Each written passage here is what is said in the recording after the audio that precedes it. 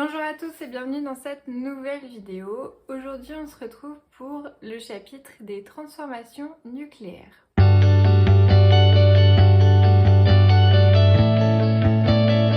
Alors je vais vous faire le petit sommaire de cette vidéo, comme ça vous savez ce qu'elle contient et vous pouvez tout de suite voir s'il y a la partie qui vous intéresse. Donc la première chose dont on va parler ce sont les isotopes. Ensuite, comment se notent les noyaux et les particules libres. On définira les propriétés des transformations nucléaires. On verra leur équation. On verra la fission nucléaire, la fusion nucléaire et l'énergie qui est libérée lors des transformations nucléaires. Alors, on va commencer par les isotopes. Comme vous le savez, tous les éléments chimiques sont caractérisés par Z. Z qui est le numéro atomique et qui correspond au nombre de protons qui sont dans le noyau. Donc, la définition des isotopes, c'est la suivante. Deux noyaux sont isotopes s'ils ont le même nombre de protons, mais qu'ils ont des nombres de neutrons différents. Donc, par conséquent, on peut déduire de cette première définition plusieurs choses.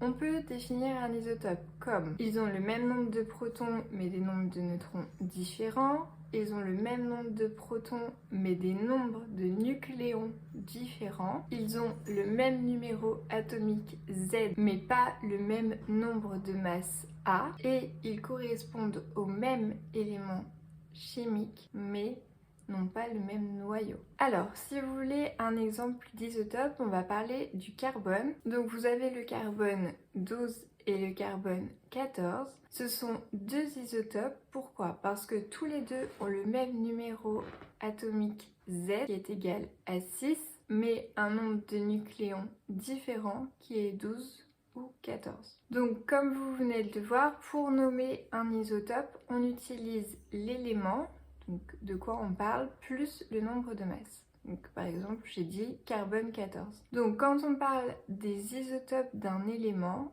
on parle des différents noyaux caractérisés par le numéro atomique de cet élément. Maintenant qu'on a fini cette partie sur les isotopes, on va revoir comment on note les noyaux et les particules libres. Donc lors de notre étude sur les transformations chimiques, on utilisera la notation X à Z pour caractériser une particule libre. Donc cette notation, vous la connaissez, c'est celle qui est dans le tableau périodique. Avec une petite différence par rapport au tableau périodique, c'est que le Z, ce sera le nombre de charges élémentaires de la particule et non plus le nombre de protons. Je vais vous donner les principales particules dont on va parler. On va parler par exemple du proton. Donc le proton, je vais vous le noter, il se note 1,1p. Le P donc du proton, le 1 du haut signifie qu'il porte un nucléon.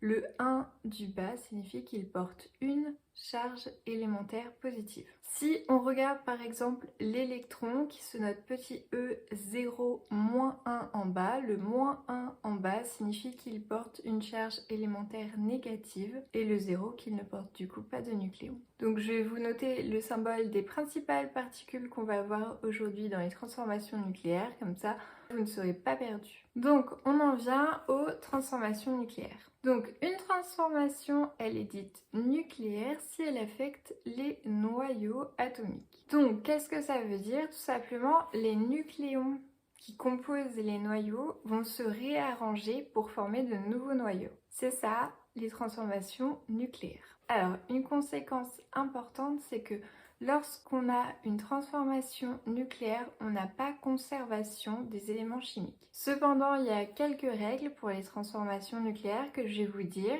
C'est que le nombre total de nucléons est conservé. Ça veut dire qu'il y a le même nombre de nucléons dans les produits que dans les réactifs. Et la charge totale se conserve. Ça veut dire qu'il y a le même nombre de charges électriques élémentaires pour les réactifs et les produits. Si vous vous demandez si les transformations nucléaires respectent la conservation de masse, la réponse est non. Donc, au niveau des équations pour les transformations nucléaires, c'est tout simple.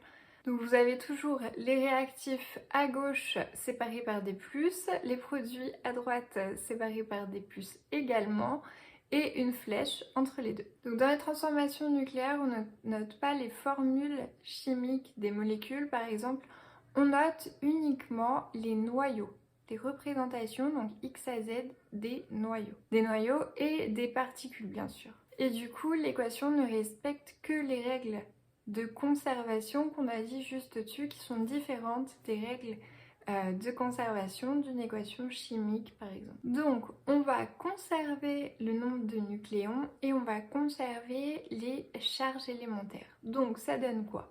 Si par exemple on a deux réactifs et deux produits, on va avoir un A1, un A2 qui nous donnera un A3 et un A4. Au niveau du nombre de nucléons, il faut que A1 plus A2 soit égal à A3 plus A4. C'est la même chose pour les charges, donc le Z1 plus le Z2 devra être égal au Z3 plus Z4. Je vais vous mettre un petit exemple juste ici. Comptez le nombre de nucléons pour vous entraîner et le nombre de charges élémentaires de chaque côté. On passe maintenant à la fission nucléaire. Une fission, c'est une transformation nucléaire au cours de laquelle un noyau forme plusieurs, donc au moins deux, noyaux qui comportent moins de nucléons que lui. Donc, une fission nucléaire, vous l'avez compris, ne peut avoir lieu que lorsqu'on a des gros noyaux, donc ça veut dire des noyaux qui ont beaucoup de nucléons. Et donc, ce gros noyau va entrer en collision avec une particule qui est souvent un neutron pour du coup se fragmenter, et le résultat de cette fragmentation sont de nouveaux noyaux. Alors, pour vérifier si une équation correspond à une fission nucléaire, il faut tout simplement voir si les noyaux formés ont bien moins de nucléons que le noyau initial. Donc pareil, je vais vous mettre un petit exemple pour ce qui est d'une fission. Dans cet exemple, vous voyez bien un gros noyau qui entre en collision avec une petite particule, ici un neutron, et deux noyaux sont produits de plus petite taille. Donc on a aussi formation, vous l'avez vu, d'autres neutrons qui pourront à leur tour provoquer d'autres fissions. Maintenant on va parler de la fusion nucléaire. Donc qu'est-ce que la fusion nucléaire?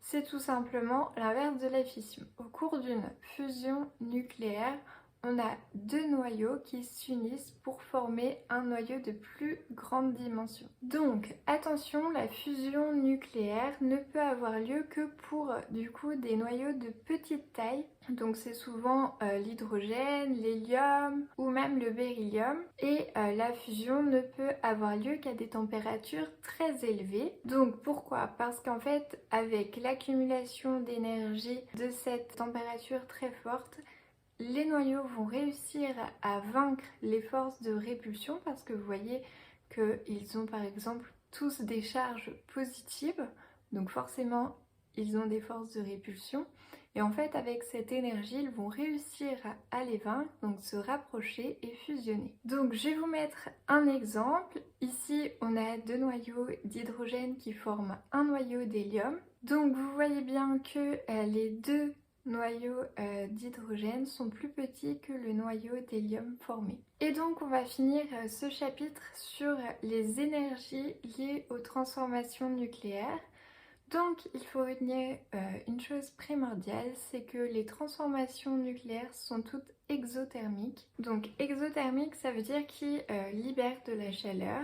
Le deuxième point important, c'est que toutes les transformations nucléaires mettent en jeu beaucoup plus d'énergie que par exemple les transformations physiques ou chimiques. Donc peut-être que vous le savez déjà, mais je vais vous donner un exemple très concret, c'est que la plupart des centrales nucléaires en France exploitent la réaction de fission de l'uranium pour créer de l'énergie électrique. Au contraire, les réactions de fusion nucléaires ne sont pas encore exploitées pour créer de l'énergie électrique. Et maintenant on va aller un peu plus loin. Où est-ce qu'on trouve ces fusions nucléaires du coup dans la nature?